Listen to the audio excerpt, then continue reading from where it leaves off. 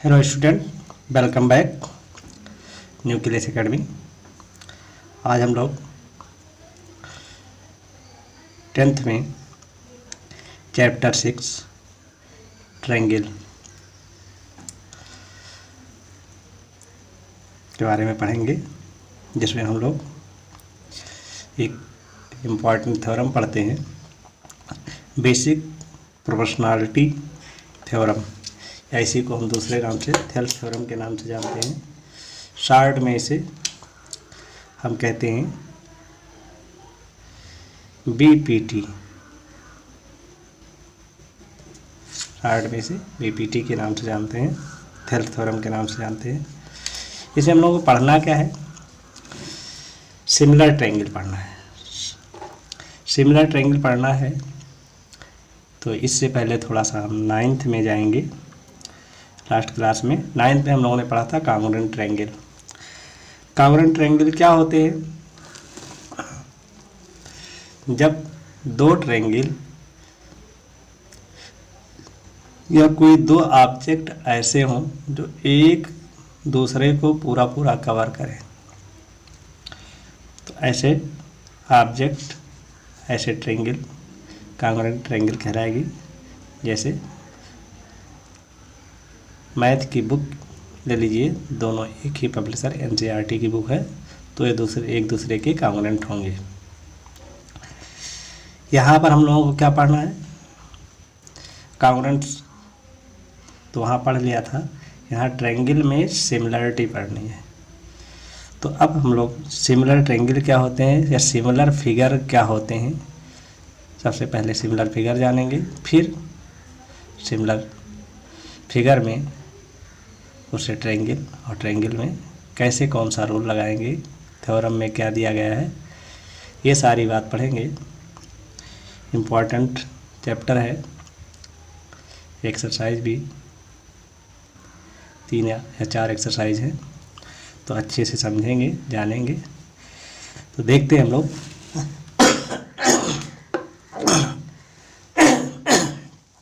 Similar triangle में similar figure पहले देखें। 2 figures are said to be similar if they have the same shape. Similar figure may be differ in size. Shape same होना चाहिए, size differ हो सकते हैं। Thus, 2 congruent figure are always similar, but 2 similar figure need not to be congruent. कहने का मतलब ये है कि अगर 2 सिमिलर ट्रायंगल हैं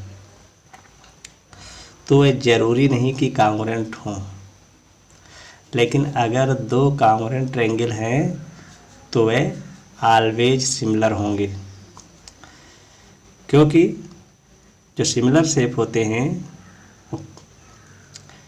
उनके फिगर सिमिलर होते हैं, देखने में एक जैसे हो सकते हैं, लेकिन साइज उनकी डिफ़र हो सकती है, छोटे बड़े हो सकते हैं, अलग अलग हो सकते हैं, बस देखने में एक जैसे हों, तो वो क्या कहलाएंगे? सिमिलर फिगर होगा। एग्जाम्पल्स में हम देखिए, पहला any 2 line segment are similar, any 2 equilateral triangles are similar, any 2 square are similar, any 2 circle are similar, any 2 lines are similar. 2 line हैं, देखो ये छोटी बड़ी हैं, एक बड़ी एक छोटी है, लेकिन ये सिमिलर हैं। ट्रायंगल थे, एक छोटा ट्रायंगल थे, दोनों ट्रायंगल सिमिलर हैं। ये तीसरा है स्क्वायर, दोनों सिमिलर हैं।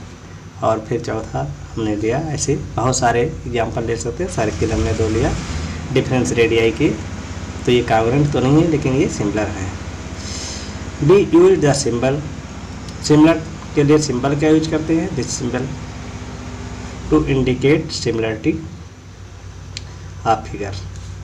अब सिमिलर ट्रायंगल क्या है इसके बारे में देखेंगे। जो सिमिलर फिगर देख लिया, triangle A B C and D E F are said to be similar if their corresponding angles are equals and corresponding side are proportional. अगर ट्रायंगल ए बी सी है और डी ई एफ अगर ये equals हैं तो क्या होंगे, इनके सारे एंगल इक्वल्स होंगे और इनके जो करस्पॉन्डिंग साइड होंगे वो प्रोपोर्शनल होंगे।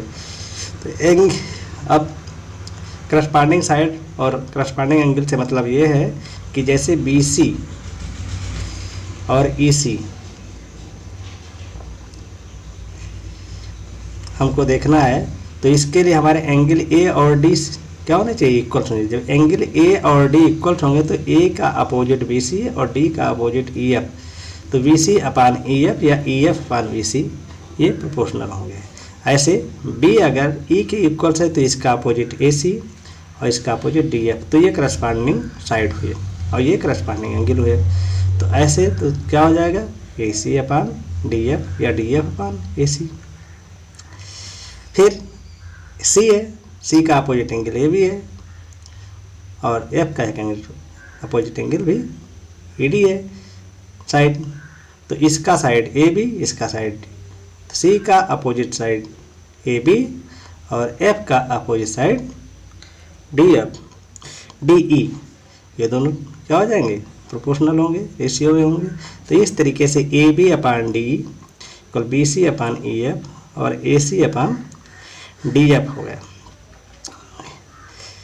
तो अब हम ये भी कह सकते थे इसको reverse D E upon A B, E F upon B C, D F upon A C भी लिख सकते हैं। पर ध्यान रखेंगे जिस ट्रायंगल के साइड को, पहले साइड को हम न्यूमरेटर में रखेंगे, अंश में रखेंगे, उसके सभी साइड को हम न्यूमरेटर में रखेंगे, डिनोमिनेटर के डिनोमिनेटर में रखेंगे और इसको हम लिखते कहते हैं triangle A B C indication this triangle D E F. तो इस तरीके से सिमिलर ट्रायंगल हो जाएंगे। अब हम आएंगे अपने थ्योरम नंबर 1 है थेल्स थ्योरम और बेसिक प्रोपोर्शनलिटी थ्योरम। हमने कहा था शार्ट में इसे BPTV कहते हैं।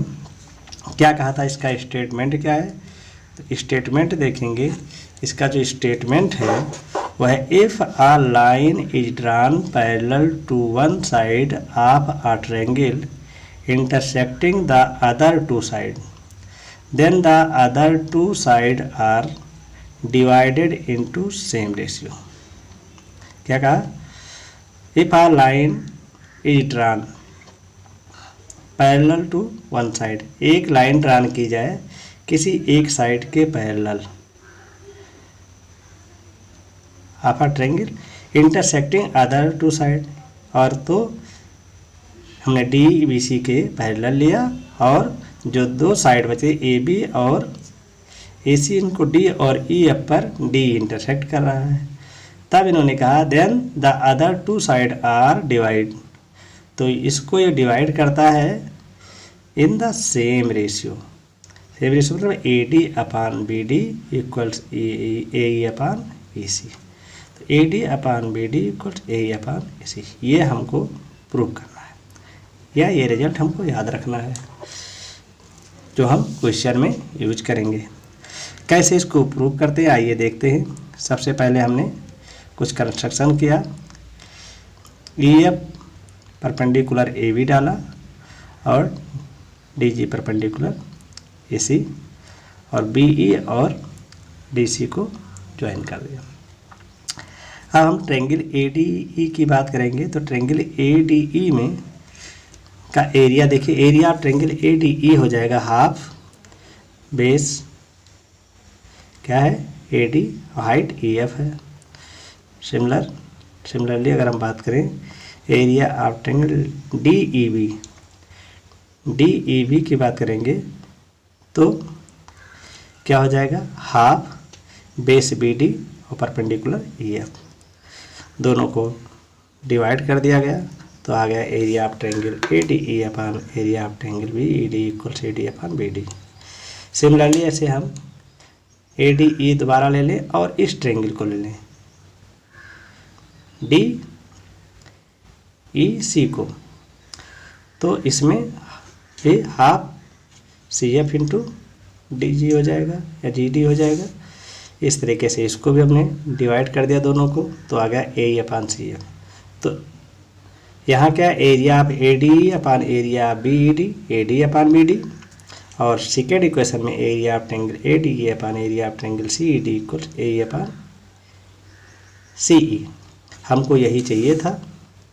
तो ये दोनों राइट साइड में मिल गए हैं। अब हम किसी तरीके से अगर हम पा जाएं, क्योंकि ए डी ई दोनों में है ही है, कॉमन है, अगर ऐसे हमको ट्रायंगल बी ई डी और सी ई डी भी इक्वल हो जाए तो लेफ्ट साइड इक्वल हो जाएंगे, तो राइट साइड को इक्वल कर देंगे। तो हम क्या देखते हैं कि ट्रायंगल बी ई डी और C D E, B E D और सी डी ई किस पर बने हैं? सेम बेस डी ई पर बने हैं, between same parallel line D E और बी सी। और हम 9th में एक थ्योरम पढ़े थे कि अगर two triangle same base between same parallel line पर बने हों तो उनके एरिया इक्वल होते हैं। तो इस तरीके से हम इनके एरिया को इक्वल कर देंगे, और जैसे एरिया इक्वल करेंगे तो यहाँ हम रख दें अगर ये, तो ये दोनों सेम हो जाएंगे। तो फ्रॉम 1, 2 एंड 3 से हम देखते हैं कि हमको मिल जाएगा A D upon B D equals A E upon E C. तो ये रिजल्ट हमारा आ गया, A D upon B D equals A E upon E C. यही हमारा थेल्स थ्योरम है। अब कुछ रिजल्ट है इनके इम्पॉर्टेंट रिजल्ट में, A D upon B D equal A E upon E C आया। अगर हम इसको दोनों तरफ +1 ऐड कर दिया और सॉल्व कर लिया तो हमारा अगर A B upon B D equals A C upon C E, मतलब ये मिल गया A B upon B D equals A C upon A C. ऐसे हम ये भी कह सकते हैं कि ए बी अपान ए डी भी होगा किसके? ए सी अपान ए ई के भी। तो ये दो रिजल्ट और आपको मिल रहा है, कोरिलरी होते हैं, ये ऊपर में से मिलते हैं। तो इसको भी याद रखेंगे, हम लोग इसका यूज करेंगे। अब नेक्स्ट है इसी का कन्वर्जन। थ्योरम 2 है conversion of basic proportionality theorem. तो कन्वर्जन में क्या कहा गया? इसका उल्टा कहना है कि अगर A D upon B D equals है A E upon A C, या A D upon B D equals है ए एफ अपान एफ सी, तो बताना है कि ये दोनों डी बी सी पैरेलल है या D F B C parallel है। ठीक, तो if a line divide any two side, line divide any two side of a triangle proportionality और प्रोपोर्शनल में हो, is the line is parallel to third side. तो जो लाइन है जो डिवाइड कर रही है वो थर्ड साइड के क्या है? पैरेलल होनी चाहिए। और हमने मान लिया कि जो हमारा ट्रायंगल है वो A D upon B D equal A F upon E C है। ये लाइन जो है इसको 2 पार्ट्स में डिवाइड करती है। गिवन है, सपोज कर लिया हमने, जो गिवन था हमने मान लिया कि ये लाइन है इसको, और हमको अब दिखाना है कि डी एफ जो है पैरेलल है। क्या दिखाना है? हमको दिखाना है कि डी एफ जो है वो पैरेलल है किसके? बी सी के। ये हमको प्रूव करना है। हम क्या करेंगे? हमने प्रूफ में कंस्ट्रक्शन देखा, कंस्ट्रक्शन हमने किया कि डी एफ नहीं, हमने लिया एक दूसरी लाइन ले लिया कि डी ई जो है पैरेलल है बी सी के। अब अगर डी ई बी सी के पैरेलल है तो बेसिक प्रोपोर्शनैलिटी थ्योरम से क्या हो जाएगा भाई? किसके? बी पी टी से। इससे हमको क्या मिल जाएगा? A D upon B D equals A upon E C मिल जाएगा। ये मिलेगा अगर ये पैरेलल है। हमको ये गिवन है लेकिन हमको चाहिए ये, तो हमने कंस्ट्रक्शन लगा करके ये मान लिया कि डी ई जो है बी सी के पैरेलल है, तो हमको बेसिक प्रोपोर्शनैलिटी थ्योरम से ये मिल जाएगा। अब हमने क्या किया? फ्रॉम 1 and 2 से देखा तो A D upon B D दोनों में सेम है, तो क्या हो गया? A F upon F C equals A upon F C हो गया। तो A upon F C equal AC upon FC हो गया। हमने क्या किया, दोनों तरफ हमने क्या किया, 1 को ऐड कर दिया, ऐड करके एलसीएम ले लिया तो आ गया AE प्लस EC अपान EC AF प्लस FC अपान FC। तो AE plus EC equals AC हो गया। ऐसे AF प्लस FC इक्वल भी AC हो गया। तो हमारा क्या आ गया, AC कैंसिल है तो EC इक्वल्स FC आ गया। इसका मतलब क्या हुआ, F and C are same point. ये दोनों अगर इक्वल्स हैं, AF और AE इक्वल्स हैं, तो ये तभी पॉसिबल है जब F और E दोनों एक ही पॉइंट हो। तो जब ये दोनों इक्वल्स आ गए तो F and E are same point हो जाएंगे। और जैसे सेम पॉइंट होंगे तो F कहाँ आ गया, E पर, या E कहाँ चला गया, F पर। और जैसे ये क्रिया होगी तो हमको क्या हो जाएगा, जब सेम पॉइंट होंगे तो E के प्लेस पर हमने क्या कर दिया, F, तो DF पैरेलल हो गया BC। और यही हमको प्रूव करना था। इस तरीके से सिमिलर ट्रायंगल में ये दो थ्योरम और सिमिलरिटी क्या होती है, कौन कौन से फिगर सिमिलर होते हैं, कैसे वो कॉन्ग्रुएंट से डिफ़र होते हैं, इसकी जानकारी आज हम लोगों ने प्राप्त की। आई होप कि आप वीडियो को देखेंगे तो आपके समझ में आएगा, और तो समझ में आए तो और को भी इसका लाभ मिले, इसके लिए वीडियो को लाइक करें, शेयर करें एंड सब्सक्राइब करें। Thanks for watching.